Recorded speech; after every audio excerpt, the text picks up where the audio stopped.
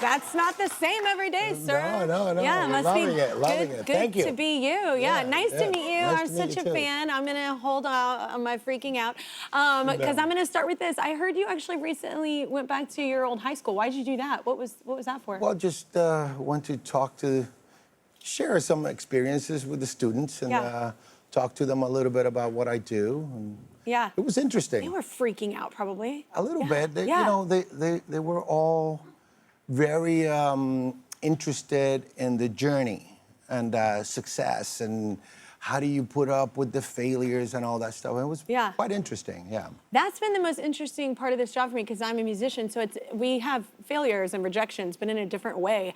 I feel like being an actor, you get rejected so much. All the time. Like I mean, you just must feel like a punching bag. Maybe you don't, but like, you know, but I've heard from a lot of actors that you do. That would be hard on my ego. Well, it is. But, you know, that's when you developed this thing called, like, short-term memory. Yeah. Just turn that page. So I heard you love music, and I'm a musician, so I have to ask, like, what was, like, one of your, or who did you listen to growing up? Well, I was, first it was Latin music. Oh. It was, like,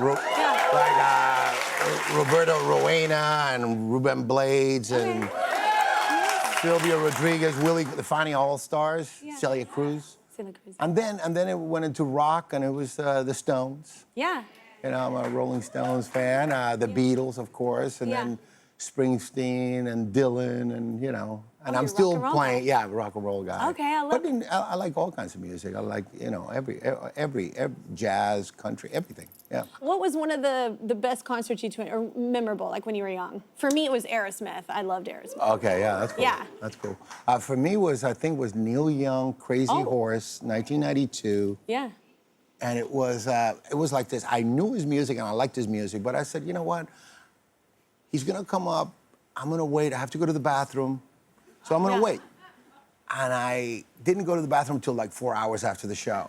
And he closed with you know, All Along the Watchtower by Bob Dylan. And he closed with a version that was 16 minutes long. It was just amazing, amazing. Neil Young, Crazy Horse. Yeah. Oh my God, that's incredible. Yeah. I had an experience like that. Like, I love Annie Lennox, like, but I didn't know her catalog as much, and I was like 20-something, and I was in London, and they said she's playing at this ballroom. I was like, yeah, this sounds fantastic. It was one of my favorite concerts I ever went to, and I didn't even, at the time, I felt like I didn't know a lot of her music, but it's one of those magical moments. You go to a show and you're like, I never left the seat. I was so sucked in. Like, just to see an artist, like, really just soaring.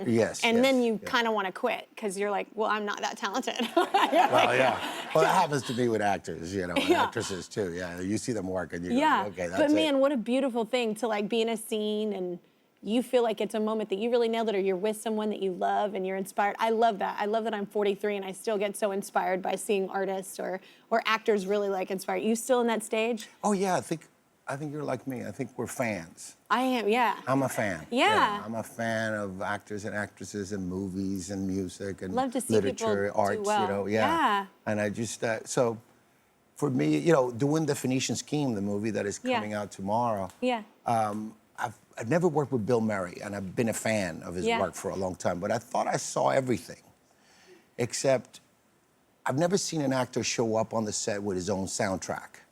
And he showed up with a boombox. He's playing God in the film, so I'm not giving anything away. And he just walks in like this, playing with the music, blasting, and everybody on the set is like, starts to groove a little bit. I think it was Eric Clapton. He was playing some Eric Clapton. And then Wes Anderson, the director, he's in the far end of the set, and he screams, "Bill, classical music only! Classical music only!" And he went straight into classical music, pressed a button, boom, went right into Bathtub or something, and then in my brain movie, because he's God, I really wished he would have been like, bitch, I'm God, I'm playing whatever I want. That's right. You can do that. I'm sorry, keep going. That's it. He didn't say that. That's amazing. It would have been funny, because he's playing God. He was allowed to. All right, let's take a very quick break. We have an audience member all here to help us out. Hi, Kelly and Benicio. I'm Larry from Rockaway, Queens. Benicio, I'm a huge fan. In fact, I have a son named Benicio. We call him Benny. Wow. He's not old enough to watch most of your movies. Okay, good. Definitely not Sicario. But we love the very first movie you ever did, Big Top Pee-wee. It's a classic. More with Kelly and Benicio after the break. We are back with Benicio del Toro. That was a look at his new movie, The Phoenician Scheme. It's in theaters tomorrow. Let everybody know, what's the premise of the film? It's a story of a man who finds himself at the edge of mortality in a way, and then he gets this, whether he knows it or not, he gets this inclination that he wants to save his money and give it to his family before he dies. There's a lot of people after him. He's a tycoon, a brutal businessman. And it's a relationship between him and his daughter, who's played by Mia Thruppleton, who you saw in that clip. And she basically makes him, it's a journey, it's very unpredictable and very original, but it also tells the story of how someone can become a better person because of the love of the people that you're supposed to love, your family, and it's got a lot of hope and a lot of heart, the movie. So it's a lot of fun. I know, watching it, I was like, I'm curious to how you're going to explain this film. Right, thank you. I was like, you did a good job. Back going, I was like, how are you going to do this, brother? Now. Yeah, because Wes Anderson films almost don't have a played out. It's kind of his vibe. It's like it's a choose your own adventure while you're watching. There's a story, but it's also like so many other things happening, and I was like, how is he going to explain this anyway? Yeah, but this one has a thorough arc. Like a thread. Yes, for sure. But his films are very interesting. So I'm always like, go. So wait, this is your second time working with Wes. My so you second must time like working it. with him. Yes. They're always interesting films. You know it's going to be interesting regardless of what the script is, what is going on. Well, he is unique, and he is probably one of the best at directing right now, working. You know, he is. He's super talented. He's a great writer. Yeah, and aesthetically, it always looks brilliant. And he's, when you get a job with a director, you get this like motivation that happens. And when he calls you, and I've talked to other actors, they feel the same thing. You're working with a master, so you get really excited, and that's kind of like part of the fun of doing movies, you know. Did you know he was writing this lead role for you? No. That would have been terrifying to me. It would have been terrifying to me. So he was very gentle. He just said, hey, I want you to be in my next movie. He sent me the first 20 pages, and I said, well, that's just good. Yeah. And the last movie I did with him, it was 5 different stories. So I felt maybe this is one story. Then he sent me the next 20 pages, and it was like, oh, boy. Yeah. I'm still in it. Yeah. And then the next 20, oh, boy, I'm in it. I'm still in it. And then you get the fear. You get that. You get that scary feeling. But that's motivation. And that triggers your imagination to get behind it and try to, figure out how to, bring this character to life. So and it's a hell of a character. It's full of contradictions, and it's got a great arc. One scene I thought was very cool. There's like a slow-mo scene in the beginning, I feel like, and you're in a bathtub. Oh, yeah. I heard that you were in that for hours. I heard that took forever, and you look mangled. Yep. So I was. How long were you in there? I was probably 8-9 hours.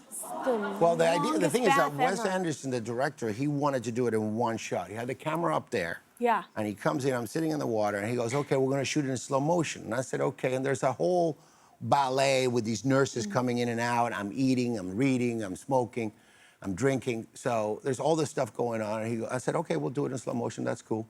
And he goes, I want to do it in one take, but I need you to act really fast. And I'm going like, okay, well, we're going to act really fast. That cancels everything. Yeah. That means if I'm going to do it really fast, and you're going to shoot it in slow motion, then let's just do it in real time, right?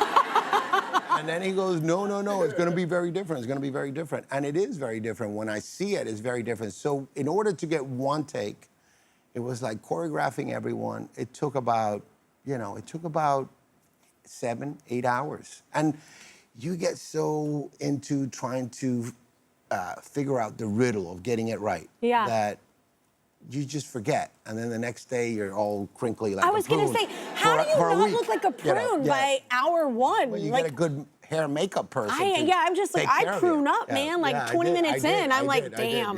Yeah. That's continuity must have been real hard in that area. Yes. No. I did not mean continuity, baby. Just continue. I am way too tired. I did not even mean that. I meant you're Brune, you nasty people. No, that's not on me. Okay, usually it is. Okay, thank you for being here. We're huge fans. I was super stoked you're coming. The Phoenician Scheme is in select theaters now and in theaters everywhere tomorrow. Y'all should go see it.